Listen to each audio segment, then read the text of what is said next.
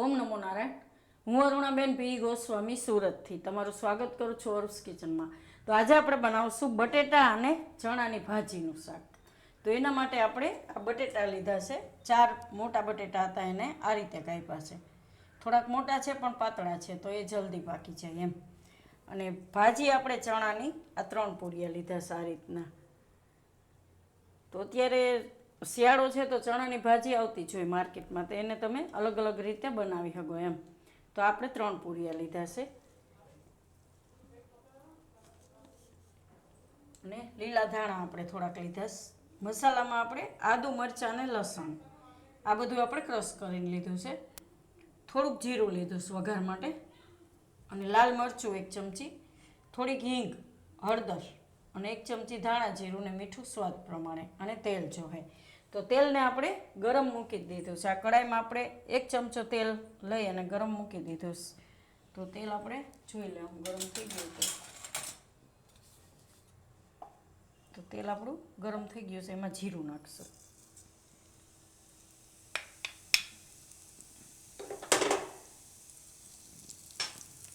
ને લસણ નાખશું,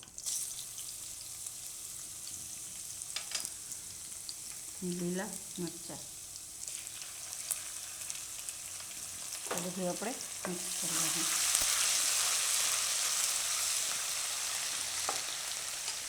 હવે આપણે એમાં આદુ નાખી દઈશું છીણેલો, અને હિંગ.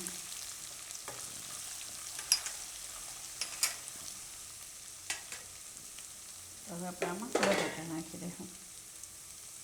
મસ્ત સુગંધ આવે આદુ, મરચાં, લસણ. બટેટાને આપણે પાણીમાં રાખ્યા હતા સુધારીને, એટલે કાળા ન પડે એમ. નહીં તો બટેટા એકદમ લાલ જેવા થઈ જાય.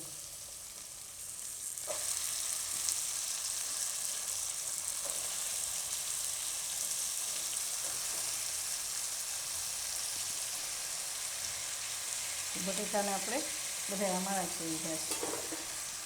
થોડુંક આપણે એમાં મીઠું નાખી દઈશું અને ફેરવી લઈશું.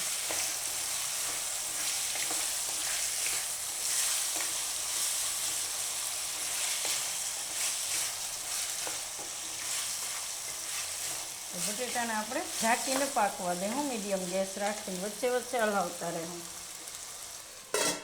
બટેટા પાકે ત્યાં સુધીમાં આપણે ભાજીને કાપી લેવું. તો ભાજીને પહેલાં આપણે મૂળિયાથી કાપી નાખવાની, પછી એને સુધારી લેવું આપણે. તો અહીંથી એને કાપી નાખશું આપણે.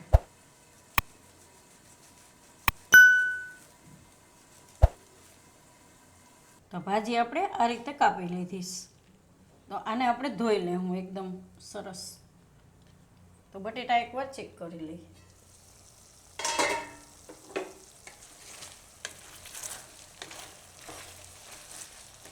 બટેટા થોડા ઘણા તો પાકી જ ગયા છે, થોડીક વાર છે, પણ એમાં આપણે હજી ભાજીમાં પાકશે એટલે આમાં આપણે બધા મસાલા નાખી દઈશું. હળદર નાખી દઈશું, અને ધાણા જીરું, લાલ મરચું. આ કશ્મીરી મરચું છે, બહુ તીખું નથી હોતું, પણ કલર સારો હોય છે આનો, એટલે તીખાશ એટલી બધી નથી હોતી.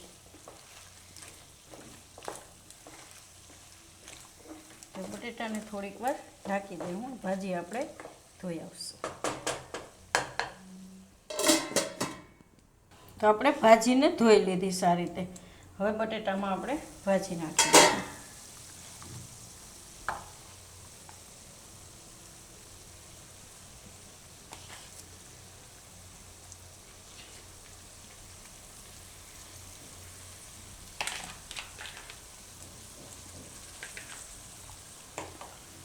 અને આપણે મિક્સ કરી લઈશું.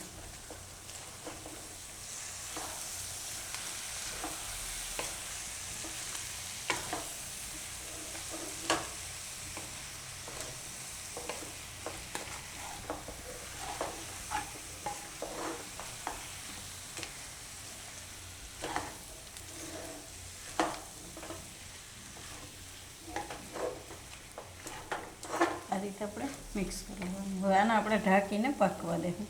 જરૂર પડે પાણીની તો સેજ છટકોરો મારવામાં આપણે,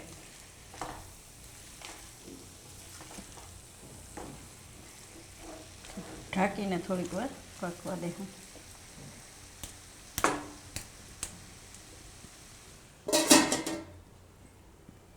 તો હવે આપણે જોઈ લઈશું શાકને. એમાં થોડુંક આપણે પાણી છટકોરો માર્યો હતો તો એમાં ને એમાં સરસ પાકી ગયું છે.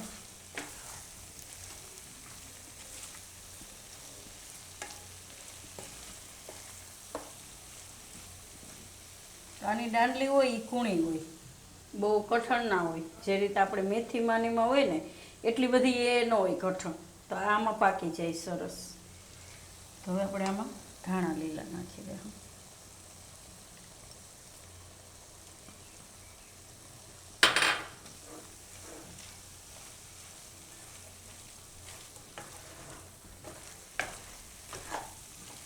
ગેસ આપણે બંધ કરીને સર્વ કરી લેવું.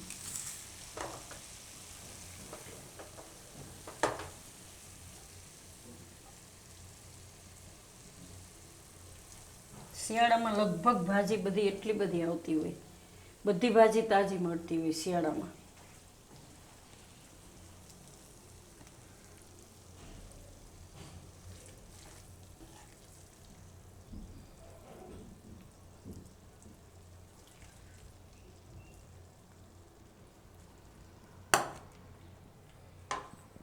તો તૈયાર છે આપણું ચણાની ભાજી ને બટેટાનું શાક. તો જો તમને મારી આ રેસીપી પસંદ આવી હોય તેને લાઈક કરજો, શેર કરજો અને મારી ચેનલને સબસ્ક્રાઈબ કરજો અને બેલ આઇકન દબાવવાનું ના ભૂલતા. કમેન્ટ કરીને કહેજો કે તમને કેવી લાગી આ ચણાની ભાજી ને બટેટાનું શાક.